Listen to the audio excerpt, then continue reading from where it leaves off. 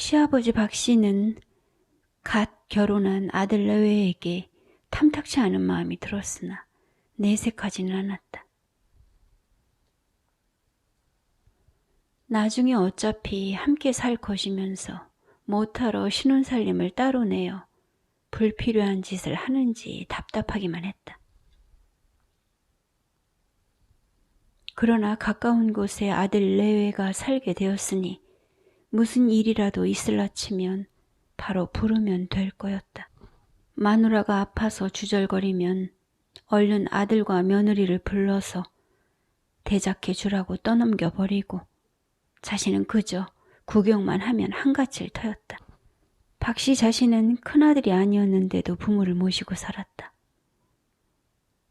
마누라가 도해주로 나가서 따로 살자고 했을 때 그는 감히 부모를 떠난 삶을 생각할 수 없었다.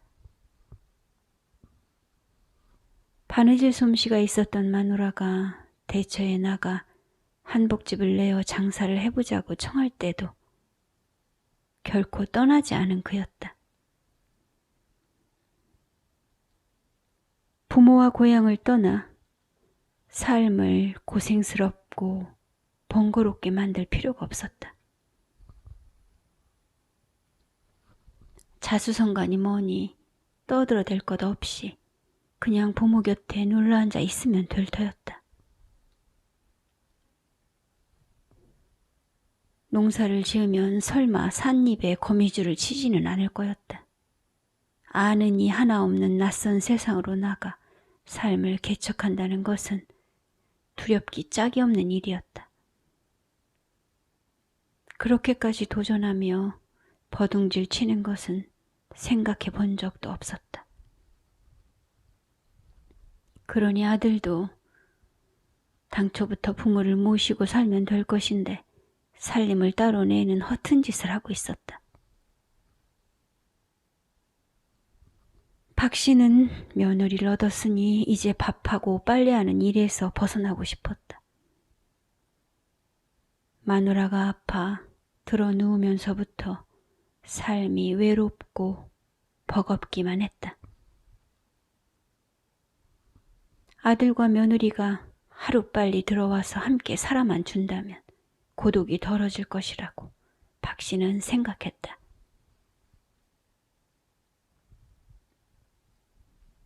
딸들이 들락거리며 신경을 써주고 있었지만 기왕에 며느리를 얻은 바 박 씨는 욕심이 있었다.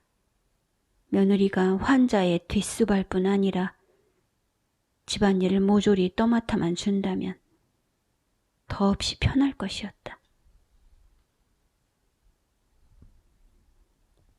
박 씨의 딸들은 은택이 신혼집을 얻어나간 것에 마음이 틀어져 있었다. 시골집이 좁아서 불편하다면 옆에다 조립식 집이라도 짓고 부모를 봉양하면 될 터였다. 그런데 은택은 그러지 않고 따로 살림을 내었다. 박 씨 딸들은 며느리가 아픈 시어머니를 모셔준다면 자기들은 친정일에서 손을 떼고 마음 편히 살 수 있을 것이라고 생각했다.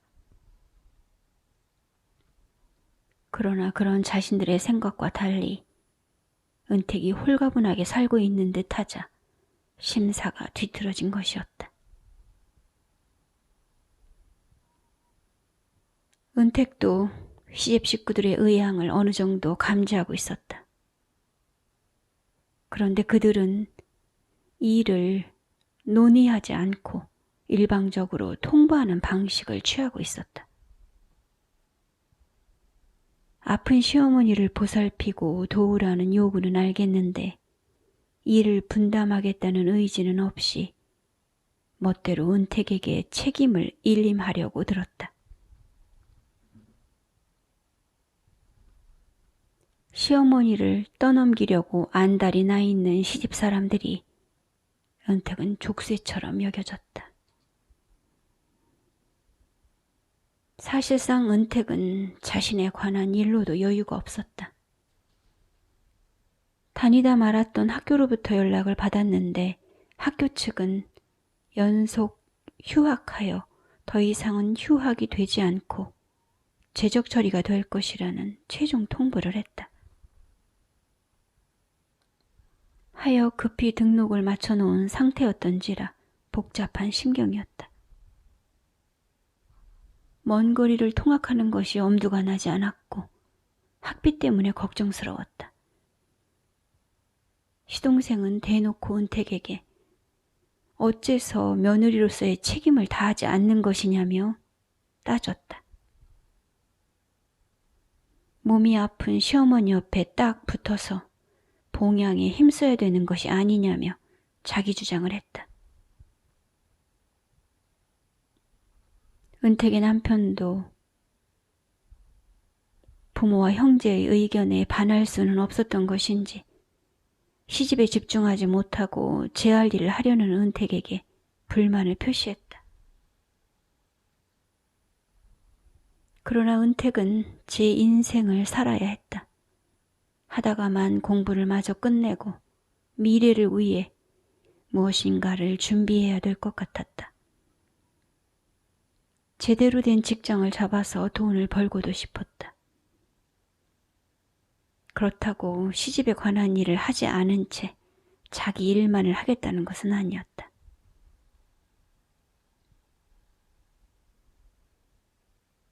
시부모는 자신들이 바라는 바를 아들을 통해 토로하는 모양이었다. 뒤에 숨어서 아들을 조종하려 드는 시부모에게 은택은 믿음이 가지 않았다. 며느리라는 것은 응당 자신들을 위해 무엇인가를 해주어야 되는 존재인데 그렇지 않다고 아우성들을 쳐댔다. 며느리라는 굴레를 씌어 의무를 강요하려고 눈이 뻘개서 달려드는 이들이 바로 시집 사람들이었다.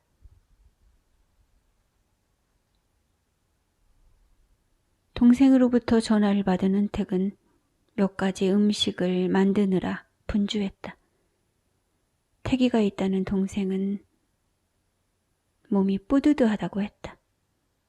병원에 진찰을 받으러 가야 한다는 말과 함께 미역국을 끓일 줄 아느냐고 물어왔다.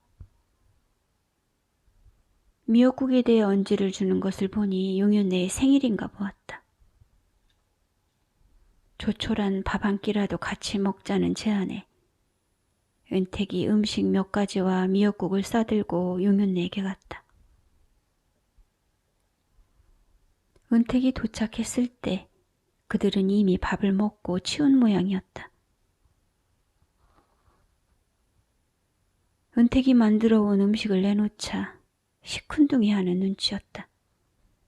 엄마의 생일에 자식으로서의 도리를 하라고 미리 전화를 넣은 것인데 은택이 미역국 따위나 끓여온 것이 동생이 보기에도 한심하기만 했다. 은택이 상위에 음식을 올려놓자 용윤네가 거들떠보지 않은 채 비꼬았다. 채! 음식 솜씨 자랑이나 하려고 가져왔구먼. 동생의 부탁으로 음식을 만들어 왔을 뿐인데 용윤네는 안 입고 온 옷으로 말을 뱉으며 몸을 돌린 채 앉아 있었다. 용윤네는 자신의 생일에 빈손으로 찾아온 은택이 무능하고 우둔해 보였다. 가짜는 음식 쪼가리를 들고 올 것이 아니라 돈을 주면 그만인 것을 어째서 저리 힘들게 사나 싶었다. 눈치껏 돈을 내놓지 않는 은택에게 서서히 화가 발동하고 있었다. 도대체 저놈의 음식이 무엇란 말이야. 내가 저를 키운 노력이 꼴 같지 않은 음식 쪼가리로 보답이 되나? 용윤네는 지난번에 제 마누라의 생일이라고 전화를 걸어온 은택이 남편에게 알아듣게끔 미리 말을 했었다. 마누라의 생일은 마누라를 위해 있는 날이 아니고 마누라를 낳고 키우느라 힘들었을 그 어미를 위해 있는 날이니 보답은 그 어미에게 돌려야 마땅하다고. 그토록 알아듣게끔 자세히 말을 해줬으면 생일 축하금이라도 안겨야 할 판인데 은택의 남편은 도무지 깊이 있는 생각을 할 줄 몰랐다.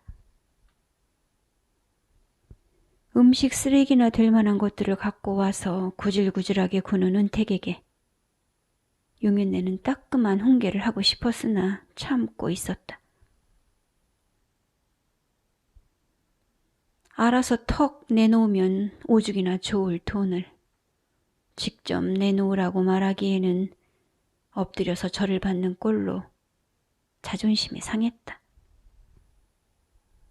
음식 조가리를 갖다 놓은 은택이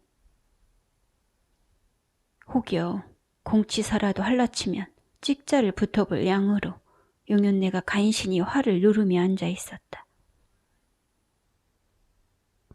남들이 조금이라도 공치사를 할라치면 용윤네는 그것이 죽어도 듣기 싫었다. 공치사를 하며 호기롭게 구는 꼴이 보기 싫었다. 호의를 베푼 만큼 상대가 행복해하거나 만족해하는 것은 진정 참기 어려운 일이었다. 용윤네는 상대가 이익을 보면 그만큼 제가 손해를 보게 되는 것이라는 계산법을 갖고 있었다. 그것은 상대가 손해를 봐야만 그만큼 자신에게 이익이 돌아온다는 계산법과 상통했다.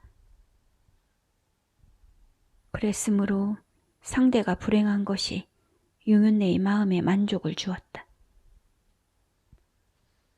속내를 터뜨릴 듯 말 듯 용윤네의 낯빛이 불그락부르락한 것을 보고 은택이 자리에서 급히 일어섰다. 시집사람들은 은택에게 시어머니가 아픈데도 마음껏 나돌아다니는 팔자가 늘어진 며느리라고 말했다. 결혼을 했으면 몸이 불편한 시어머니 옆에 붙어서 시중을 들어야 한다는 것이 한결같은 그들의 의견이었다. 며느리의 도리를 하라는 것이 그들의 주된 화두이기도 했다. 은택은 학교 수업 시간을 몰아짜서 금요일을 포함한 주말에 시간을 비워놓았다. 그러므로 시집으로 가서 이것저것 밑반찬을 만들어 놓거나 2, 3일간 먹을 수 있는 국을 미리 끓여놓기도 했다. 학비가 들어갈 것을 생각하고 일을 구하기는 했는데 통학하는 데 시간이 많이 걸렸으므로 풀타임으로 구할 수는 없었다. 시부모는 은택이 시집의 살림을 축내고 있다고 생각하는 듯했다. 남편이 버는 돈을 은택이 쓰고 있다는 것에 못마땅한 눈치를 감추지 못했다. 학비 충당을 하기 위해 임신을 해서도 일을 나가고 있는데 그들은 은택의 씀씀이에 믿음을 갖지 않았다. 시어머니를 보살피고 시집과 관련된 일에 전념하며 살아야 되는데 은택이 밖으로 나다니자 그들은 갈수록 거슬려 했다.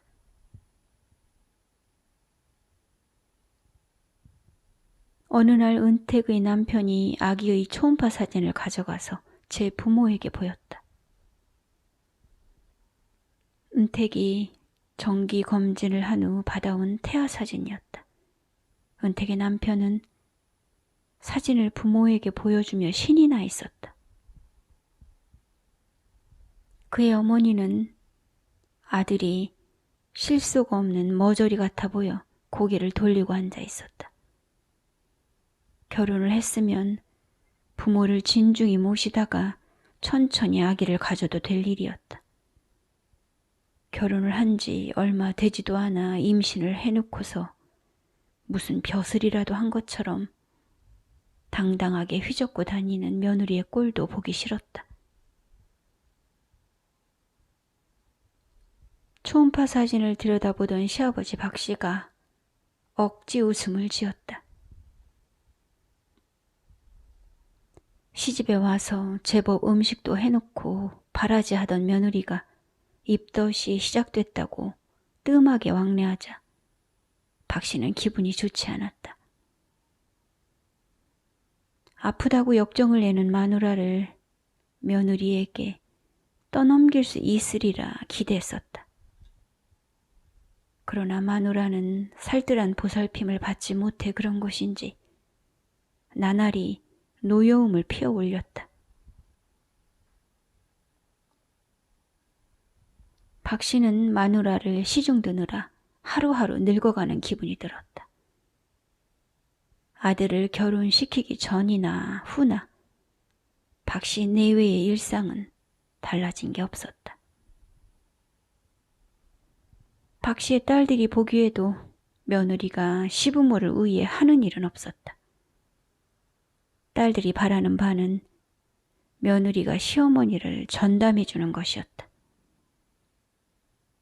며느리를 들이고도 힘겹게 생활을 하는 부모를 볼 때마다 화가 치밀었다. 그러했지만 박씨 딸들은 제 힘으로 제 부모를 책임지겠다는 생각은 하지 않았다.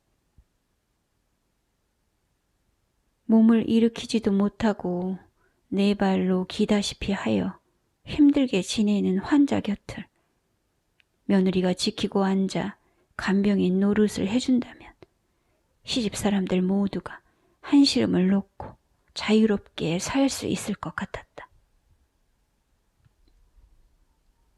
전담 간병인 노릇을 해달라고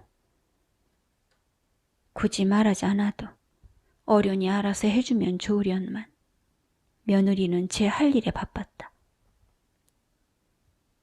박씨는 아들에게 어머니를 받들어 편안하게 모시는 것이 자식의 도리임을 힘주어 말했다.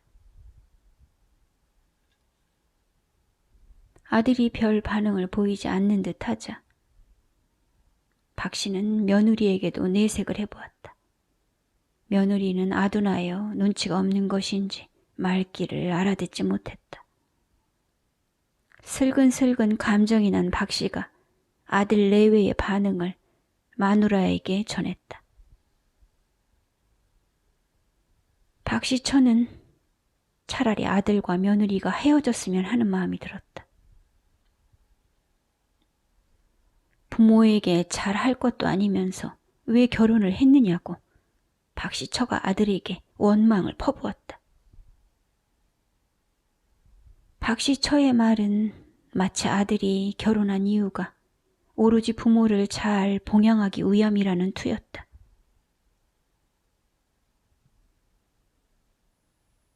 박씨의 처는 며느리 때문에 아들이 달라진 것이라고 생각했다. 괘씸한 며느리를 그냥 내버려 두어서는 안 된다는 판단이 들었다. 박씨 처가 아들 앞에서 예로부터 우리 문화 안에는 며느리의 도리가 철저하다는 말을 해보았다. 며느리는 거저 얻은 간병인 같은 존재로 시집에 무한 봉사를 해야 한다는 생각이 박씨 처의 머릿속에 가득 차 있었다. 그런 존재인 며느리가 말을 듣지 않자 박씨 처는 노발대발했다. 그는 며느리의 인생을 통째로 쓰고 싶은가 보았다. 자신들의 욕구가 채워지지 않는다고 아우성을 쳐대는 시부모를 보면서 은택은 떠나야겠다는 결심을 했다. 해가 바뀌면서 은택은 시부모의 생일날에 상을 차리는 일을 하지 않았다. 생일상을 차리지 않는 은택에게 시어머니는 죽일 년, 개잡년, 사람 같지 않은 년이라고 쌍욕을 하며 분을 이기지 못했다. 배설하듯 뱉어내는 시어머니의 욕은 은택이 용윤내로부터 자주 들어왔던 익숙한 것이었다. 거기에 따라 붙는 비난도 많이 들어봤던 것들이었다. 은택은 용연내로부터 들어왔던 욕을 이제 시어머니로부터 듣고 있었다. 은택의 남편은 부모와 형제들의 요구를 자신이 꼭 들어줘야 한다고 생각하는가 보았다. 그들의 대표주자로서 은택의 남편은 날이 갈수록 은택과 사이가 틀어져 갔다.